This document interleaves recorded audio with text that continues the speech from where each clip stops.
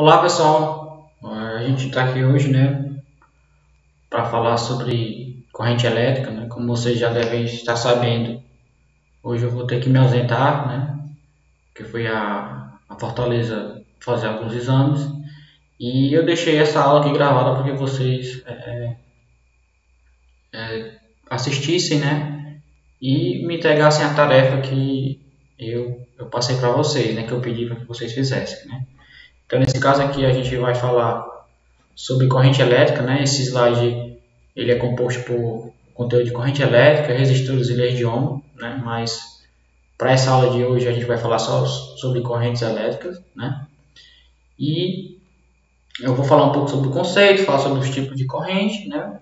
Que esse é um conteúdo bem importante, né, para a gente e principalmente para quem visa aí, né, as provas de Enem, vestibular, né?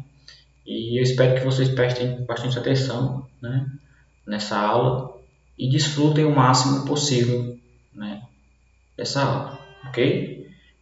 Então, já passando aqui o slide, né, o conceito de corrente elétrica, né? Como vocês podem estar vendo aí, né, vocês têm aí um condutor, né? Esse condutor, como a gente sabe, ele é repleto de elétrons livres, né? Naquela nuvem de elétrons que a gente estudou lá no começo do ano, né, que é a maioria dos materiais no qual, né, os, os condutores, né, são constituídos, né, a maioria desses átomos, né, desses materiais, eles são compostos de átomos ou de elementos que têm um alto número atômico. Né? Se ele tem um alto número atômico, ele tem muitos elétrons orbitando ali o seu núcleo. Né? E esses elétrons que estão mais afastados, né, eles acabam meio que não tendo uma interação tão forte como os que estão mais próximos do núcleo, né? Orbitando ali, como a gente já falou até nisso lá no início do ano. E nesse caso aí, né, esses elétrons que estão mais afastados, né, eles têm uma força de agregação, né, que no caso eles orbitam o núcleo. Essa força que prende eles, né, nessa órbita não é tão forte quanto aos que estão mais próximos, e eles acabam ficando elétrons livres, né? Eles ficam livres para mudar de um átomo ou de um núcleo para o outro, né? E mudando e dando aqueles pulos que a gente até já sabe que é o chamado pulo quântico, né? Eles vão passando de um átomo para o outro. Então eles estão aí todos emaranhados, né? Esses elétrons, né? Livres aí para um lado e para o outro, né? Mudando de átomo para o outro, tal. Não tem um movimento ordenado, né? Um movimento organizado. Então, nesse caso aí, a gente tem que estabelecer, né, uma propriedade nesse condutor para que esses elétrons eles comecem a migrar, né, ou comecem a entrar em fluxo ordenado, um fluxo organizado. Né? Então, nesse condutor, eu posso ligar aqui um gerador. Né? Esse gerador ele vai submeter esse condutor a uma diferença de potencial. Né? Assim como a gente tem uma diferença de potencial, né, de um certo objeto que eu levanto a uma certa altura da superfície da Terra, né? Logicamente que se ele está a uma altura mais elevada, ele vai ter uma maior energia potencial. É basicamente isso, é parecido com isso, né? E esse gerador, ele proporciona uma diferença de potencial que a gente também já estudou lá atrás, né? A gente já sabe do que é que se trata. E esse gerador ele vai proporcionar uma diferença de potencial a esse condutor. Né? Essa diferença de potencial vai fazer com que esses elétrons eles comecem a entrar em fluxo, né? Em um fluxo ordenado e organizado, diferente do que a gente está vendo aí na figura. Né? Então, ó, se eu colocar aqui, né, ligar aqui esse, ó, observe que eles se organizaram e entraram em fluxo devido a essa diferença de potencial. Né? Então a gente tem aí um polo negativo, né, um polo do gerador negativo que está ligado aí a esse condutor, e a gente tem um polo positivo. Né? Esses polos, um positivo e um negativo, eles dão aí a esse condutor uma diferença de potencial. Né? Eu tenho um potencial positivo e tenho um potencial negativo. Né? A gente já fez o estudo, né, dessas propriedades. Né? E a gente sabe que essa diferença de potencial ela ocasiona, né, um campo elétrico também, né, e a gente está vendo aí que pela figura, né, já que os elétrons têm carga negativa, né, eles vão acabar sendo repelidos pelo polo negativo e, consequentemente, vão ser atraídos pelo polo positivo, né? Então, essa diferença de potencial ela faz com que os elétrons se organizem e entrem em fluxo, ok? Então, aqui a gente também tem um exemplo, né, de água, né, água com sal aí, que é o cloreto de sódio, né? Se a gente colocar aqui, submeter essa solução, né, a uma diferença de potencial, né, a gente vai ver, ó, que esses casos aí, né, que no caso são íons, né, íons positivos e negativos, a gente vai ver que eles também vão entrar em fluxo ordenado, né? Os íons negativos vão ser atraídos pelo polo positivo, né?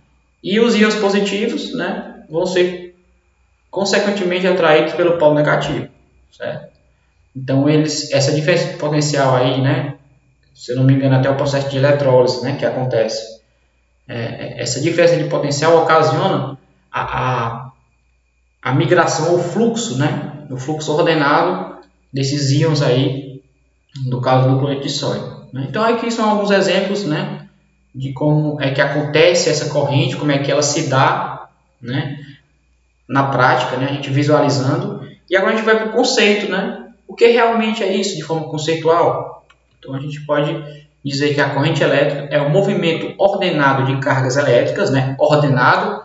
Quem é que organiza, quem é que dá esse fluxo ordenado? A diferença de potencial, né? Quem é que ocasiona essa diferença de potencial? O gerador, né? Então o gerador ele é o responsável aí por submeter, né, essa solução ou esse condutor, né, a uma diferença de potencial e organizar o fluxo, né, desses elétrons ou desses íons, né, que no caso aí da solução a gente está vendo que a gente tem íons positivos e negativos devido à solução aí de água com cloreto de sódio, ok?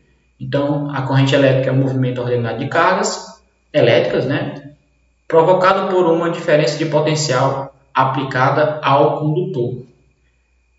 Essa situação aí da água com sal, né, com cloreto de sódio, é parecido também com o que acontece nas lâmpadas fluorescentes, que a gente vai falar até quando a gente estiver na aula a gente vai ver como é que acontece também esse fluxo, né, de um gás que existe ali no interior da lâmpada fluorescente, né, e acaba aquele fluxo, né, acaba que as partículas começam a se colidir, né, lá no interior daquela lâmpada, e aquela energia ela vai se transformando em energia luminosa que acaba iluminando aí, né, um ambiente devido à presença dessa lâmpada fluorescente, ok? Então, adiante aqui, né, a intensidade da corrente elétrica, né, como é que a gente consegue calcular a intensidade de uma corrente elétrica, né, no interior de um condutor, né, ou de uma solução, devido a esse fluxo ordenado de partículas eletrizadas, né, como é que a gente consegue encontrar essa intensidade, né, essa corrente elétrica.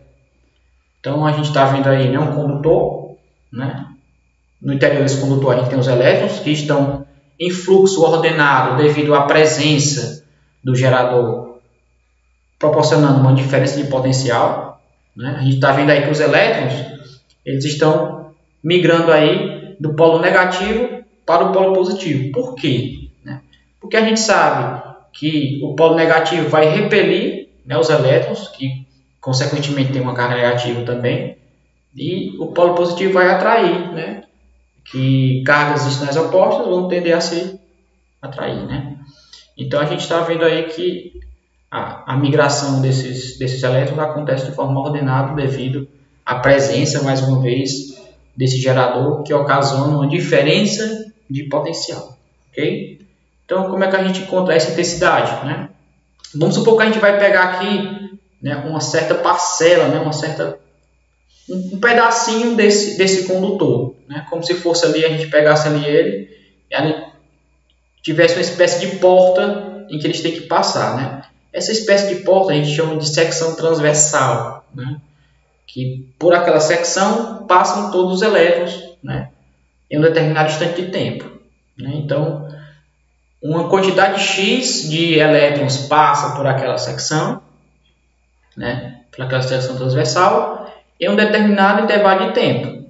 Então, a gente vai ver que a corrente elétrica, né, é a quantidade, né, de carga que passa por essa secção por unidade de tempo, né? Então, a gente pode dizer aqui, ó, que a gente tem aí uma unidade de tempo, né, que ela é caracterizada pelo movimento desses elétrons, né?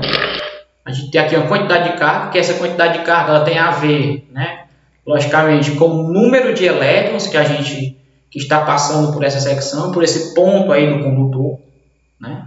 A gente sabe que a quantidade de carga, a gente viu lá atrás, que a quantidade de carga ela é obtida a partir do produto do número de partículas, né, o número de partículas eletrizadas, vezes a carga elementar, né, que a gente viu que a carga elementar do elétron é negativa, menos 1,6 vezes 10 a menos 19 coulombs, e a carga elementar do próton ela é positiva, né, mais 1,6 vezes 10 a menos 19 coulombs, né?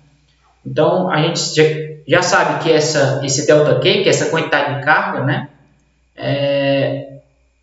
ela é obtida a partir do produto do número de partículas vezes a carga elementar. Okay? Então, o que é essa intensidade de corrente elétrica? Né? Essa intensidade de corrente elétrica ela é igual, né, como eu havia dito, à quantidade de carga, né, que está passando ali pela secção transversal, okay?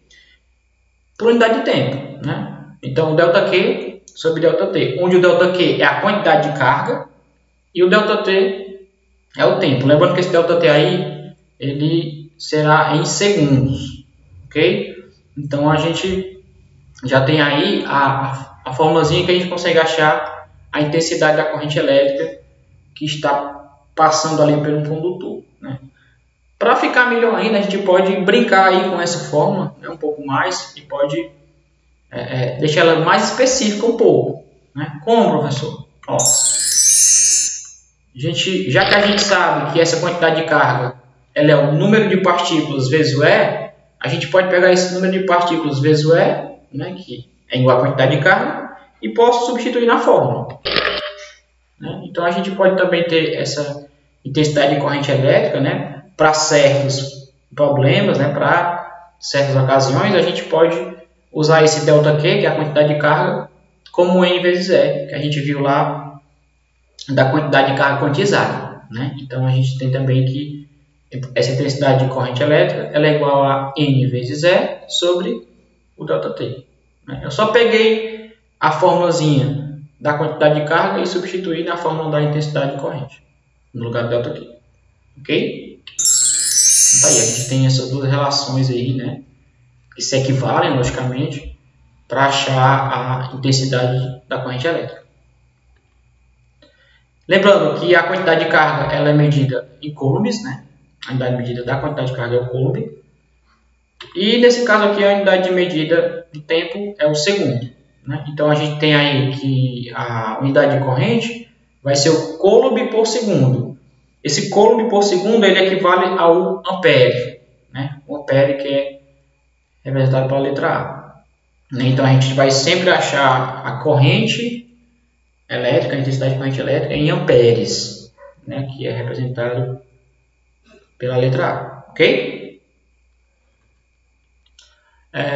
Pessoal, agora vamos falar aqui um pouco sobre o sentido da corrente, né? A gente vai ver que esse sentido da corrente ele vai existir de duas formas, né? Ele vai existir de uma forma real, né? Que essa forma real ela equivale à força elétrica. Como assim, professor? Equivale à força elétrica? Pelo que vocês estão vendo aí na figura, né? Pelo que vocês estão vendo aí na ilustração. A gente está vendo aí que está acontecendo a interação do polo negativo com os elétrons, proporcionando uma repulsão, né? E a gente está vendo que também está havendo a interação dos elétrons com o polo positivo. No caso aí, havendo uma atração, né? Cargas iguais, repulsão, carga diferente, atração, né? Mas esse fluxo aí, né? Esse movimento, esse sentido em que os elétrons estão se movimentando, ele vai ser o sentido real, né, da corrente. É o que realmente acontece no interior de um condutor. É realmente o fluxo, né, o movimento dos elétrons.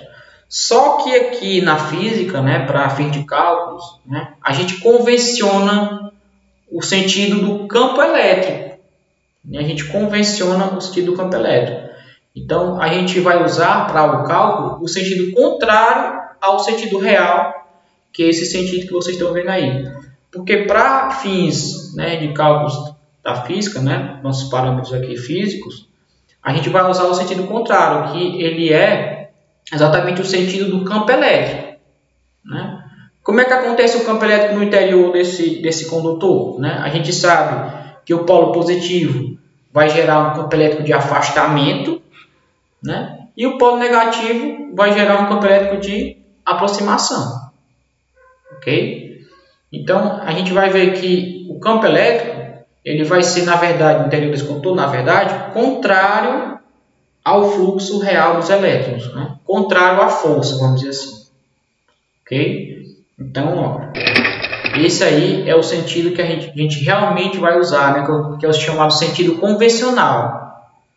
Que a gente realmente vai usar para os cálculos, né? Para os nossos estudos aqui físicos na eletrodinâmica, né? Porque a gente está colocando as cargas em movimento agora.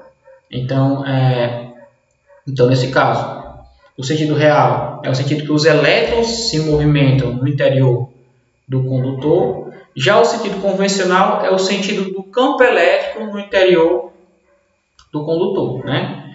Então, a gente está vendo aí, ó, que o sentido real, né, é o sentido do movimento dos elétrons. E o sentido convencional, que é o que a gente realmente vai usar, né, para os nossos estudos, é o sentido convencional da corrente, que é o sentido do campo elétrico. Né? Então, a gente vai usar sempre esse sentido contrário ao fluxo ordenado aí dos elétrons. Ok? Bom, pessoal, então os tipos de corrente elétrica, né? Vamos ver aqui quais são esses tipos de corrente elétrica. A gente vai ter dois tipos, né? A primeira vai ser a contínua, né? Que, como vocês podem ver aí, ó, os elétrons estão se movimentando em um único sentido, né? É como se eu tivesse um polo negativo e um positivo somente, né? Esse sentido ele é bastante encontrado nos eletrodomésticos, né? Para pequenas distâncias, né? Ele é bastante usado, né? Porque a corrente, por exemplo, no rádio, né? Ela chega ali, ela rapidamente ela percorre, né? O circuito ali no interior do rádio, né? E é um caminho curto. Então a corrente contínua nesse caso aí, ela serve para esse tipo de situação, né? Só que por exemplo, né? Nas estações, né? Nas estações de energia elétrica, né? Que a gente tem, as distâncias são bem elevadas, né? Então existe uma série de fatores que vão fazendo com que vá se perdendo, vá se dissipando parte dessa energia, né? Então é interessante que a gente sempre fique renovando esse fluxo, essa corrente, né? Para que ela não se perda. Aí, então, o mínimo de perda possível, né? no seu trajeto, né? No seu percurso de onde ela sai até as nossas residências, por exemplo. Então essa aí é a corrente contínua, ela é como se ela tivesse dois polos somente, né? Aí, fixos. Positivo e negativo, pronto, ela vai apenas em um sentido, vamos dizer assim, ok? E o gráfico aí dessa corrente contínua, né, dessa corrente elétrica contínua, já que ela é contínua, ele vai ser aí, ó, né, um gráfico paralelo, né, ao eixo do tempo. E como vocês estão vendo, na vertical a gente tem o eixo aí, né, da corrente e na horizontal a gente tem o eixo do tempo. Né? Então, se essa corrente não varia, né, se ela é contínua, sempre tem a mesma intensidade para um dos sentidos, né, ela vai ser uma reta paralela ao eixo do tempo. Ok? Esse aí é o gráfico que caracteriza a corrente contínua. Né? E a gente pode dizer também que a área, né, dessa figura aí, de um retângulo no caso, né, ela é numericamente igual à quantidade de carga, que está passando aí por interior, pela secção transversal desse condutor. Okay? Se a gente quiser achar a quantidade de carga, basta a gente achar a área desse retângulo aí, que é compreendido, né, entre os eixos da corrente e do tempo e o seu respectivo gráfico. Okay? E a corrente alternada, né, que aqui eu acabei de falar, que ela é usada mais para grandes distâncias, né, para diminuir um pouco das perdas, né, para diminuir um pouco da dissipação de energia de corrente, né, aí nesse percurso, certo? Então você pode observar que a corrente contínua é como se ela ficasse trocando, né, os polos, né? Uma hora o polo positivo, outra hora negativo, aí o negativo vira positivo e o positivo vira negativo, aí ela fica meio, né, que se movimentando, renovando, né, essa corrente, essa energia, né, esse fluxo a cada momento.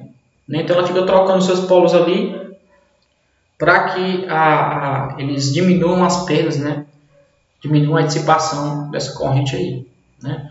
Então lá na contínua é como se tivesse só um polo negativo e um positivo, pronto, acabou-se. Aqui não tem nada não, é como se, já está falando, esses polos ficam se alternando, né? Um hora é positivo, um hora é negativo, então os elétrons ficam nesse fluxo alternado, né? Essa oscilação que fica característica aí da corrente alternada. Então a gente tem aqui o gráfico, né? O gráfico da corrente alternada, logicamente que ele vai ser, né, parecido com uma onda, né? Uma onda periódica aí, como vocês estão vendo, né? Devido a essa mudança de polos, né? Essa alternância dos polos, né? A cada momento, então ela vai, né, como se fosse aí uma onda, né, um zigue-zague, vamos dizer assim, ok? Então esses aí são os dois tipos de corrente elétrica que a gente vai fazer o estudo. Corrente contínua, como se tivesse apenas dois polos fixos lá, de boa, e a corrente alternada, né, como se tivesse dois polos que ficam se alternando, né, ficam se trocando, né, um é negativo, outro é positivo, um é negativo, outro é positivo, e aí vai, ok? Aí, pessoal, para a gente finalizar aqui, ó, a gente vai falar um pouco sobre a potência elétrica, né, e sobre a energia elétrica, que elas se equivalem um pouco aí para efeito dos nossos estudos aqui, né? Lembrando que esse estudo aqui é o estudo já da eletrodinâmica, né, que é quando a gente coloca as cargas em movimento. A gente estava na eletrostática, estava estudando as cargas em repouso, então agora a gente está vendo aí esse estudo das cargas em movimento, né? Então, vamos ver aqui. Aqui eu tenho uma quantidade de carga, né, passando aí no interior desse condutor através da sua secção transversal, né? E a gente já sabe que esse gerador ele proporciona uma diferença de potencial, né, aos extremos, né, desse condutor, vamos dizer assim, certo? Essa diferença de potencial ela foi ocasionada pelo gerador, né, aí, como a gente já sabe, e ela tem um polo negativo e um polo positivo. Esse sentido aí que a gente está vendo é o sentido real, né, da corrente. A gente usa o sentido convencional, que a gente vai ver aqui nas atividades na próxima aula, ok? Então a gente já sabe lá da mecânica, né, que a potência ela é igual ao trabalho sobre a variação de tempo, né?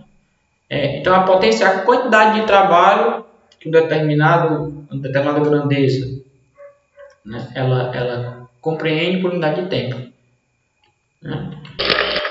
Então aqui para fins da nossa eletricidade, né, a gente já sabe que o trabalho da força elétrica ele é obtido a partir do produto da carga, né, da quantidade de carga vezes a diferença de potencial, que é o U, né? Então eu peguei o trabalho, né, o equivalente do trabalho e substituí na forma da potência, né? Então ficou dessa forma aí, P igual a ΔQ, que é a quantidade de carga vezes a diferença de potencial sobre o ΔT, né, que é o tempo, né? Mas se a gente for observar o ΔQ sobre ΔT, ele é exatamente, né, a corrente elétrica, né? Então eu posso pegar esse ΔQ sobre ΔT e dizer que ele é a corrente elétrica, que a intensidade de corrente elétrica é o I, né? Então a gente pode reescrever aí essa potência, né? E dizer que a potência ela é igual a diferença de potencial, né? Que é a tensão também chamada, vezes o I. Okay? Então essa aí é a potência elétrica. Okay? E o trabalho, pessoal, ele aqui, ó, passando aqui, se eu multiplicar meio pelos extremos, o trabalho vai ser igual a potência vezes o ΔT, que é o tempo. Eu peguei aquela fórmula de cima da potência e multipliquei meio pelos extremos. Né? Então o trabalho ele também pode ser obtido a partir do produto da potência vezes ao intervalo de tempo, ou a variação de tempo. Okay? Então, lá pelo teorema do trabalho e energia, né, a gente pode dizer que o trabalho ele equivale à energia, né, obtida em um determinado sistema. Né? No caso aí do trabalho da força elétrica, ele equivale à energia elétrica. Né? Então, eu peguei o trabalho e chamei de energia. Né? E essa energia ela pode ser escrita como igual a potência vezes a variação do tempo. Okay? Então, essa aí ó, é a formulazinha da energia. Então, para me achar a energia elétrica, eu vou multiplicar a potência vezes o tempo. Okay? E as unidades, né? Que a gente não falou aqui sobre elas. Né? Tudo bem aqui, ó. A energia elétrica, a potência e o tempo. Né? A potência ela vai ser medida em watts. Né? A unidade de potência é o watts. O tempo ele vai ser medido em segundos. Ok? E a energia, logicamente, que ela é em joules. Para efeitos aqui do nosso estudo, a gente vai convencionar algumas unidades. Né? No caso do kilowatt, né?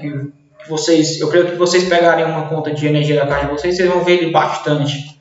Né? Porque a potência que a gente consome durante um mês ou durante um dia, né? A potência dos nossos aparelhos eletrodomésticos, juntando elas dá uma potência grande, né? Então eles acabam, para melhor, né, fazer para fim de cálculo, né, eles acabam usando aí o kilowatt. O kilowatt ele equivale a 1000 watts, né? Então a gente pode dizer que 1 kilowatt equivale a 1000 watts, ok? Já a unidade de tempo que a gente usa, né, para esses cálculos aí, também ela é a hora, né? Porque, por exemplo, se a gente for trabalhar em relação ao consumo de energia de uma residência, né? A gente vai trabalhar e ver o consumo no mês, né? Para a gente trabalhar em segundos fica uma coisa meio complicada, porque a gente vai ter que encontrar, por exemplo, quantos segundos tem 20 dias, né? Vai ficar uns números bem elevados. Então a gente usando aí a hora, né? Fica melhor da gente fazer. Um dia ele tem 24 horas, a gente faz algumas conversões, paga alguns cálculos de boa, fica tranquilo, né? Então a gente pode dizer também que a potência ela é medida em quilowatts e o ΔT aqui para fins de cálculo de consumo de energia elétrica a gente vai usar a hora, ok? E então a unidade aí da energia, né? Já que a energia, né? A energia elétrica aí ela é o produto da potência vezes o tempo, né? Se eu multiplicar a potência, que é o quilowatt, né, vezes a hora, a unidade da energia, logicamente, que vai ser o quilowatt-hora, que eu creio que é o que vocês mais veem aí, né, nas contas de luz da casa de vocês, nas contas de energia, enfim, né, nas informações dos eletrodomésticos, dos aparelhos, né, vocês veem na maioria das vezes aí o quilowatt. Ok? Então, pessoal, esses efeitos da corrente elétrica aqui, né, que a gente vai ver mais na aula, né, a gente vai falar um pouco sobre eles. O efeito Joule, né, que é a transformação de energia elétrica em energia térmica, né, que como a gente estava vendo, os elétrons eles ficam lá em fluxo dentro do condutor, mas a passagem não é tão livre como a gente viu lá nas figuras, né, a passagem diz colisões, as colisões acabam dissipando energia, né? E aquelas colisões vai ocasionando um aquecimento, né? Então aquele aquecimento ele retrata uma dissipação de energia elétrica e aquela energia elétrica ela vai acabar se dissipando, se transformando energia térmica, né, através desse efeito Joule.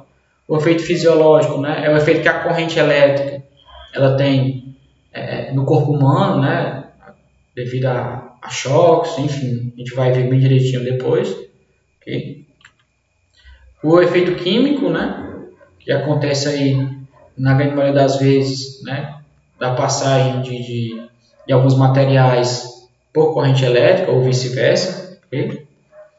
E o efeito magnético, né, que a gente vai ver que o efeito magnético acontece devido à formação de um campo magnético induzido, né, nas proximidades de um condutor. Okay? Então, se eu tenho um condutor que está passando corrente, né, está tendo um fluxo de elétrico no interior daquele condutor, aquele condutor ele vai ter um campo magnético induzido, né, no seu entorno. Né? A gente vai até aprender a calcular e a saber encontrar o sentido desse campo magnético, né, devido à passagem de corrente elétrica lá no eletromagnetismo.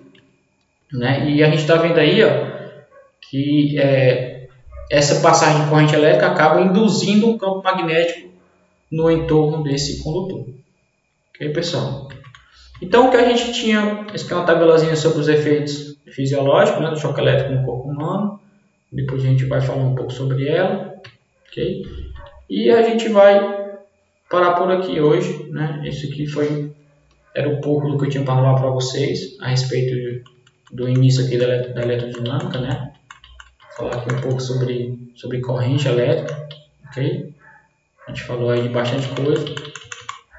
E galera, eu espero que vocês tenham entendido, né? Qualquer dúvida vocês podem me procurar, a gente vai ter uma aula, né, na próxima semana para tirar as dúvidas referentes a esse conteúdo, né? E até mais, galera, viu? Qualquer dúvida eu me coloco à disposição para a gente resolver, viu? Abração e tchau, tchau.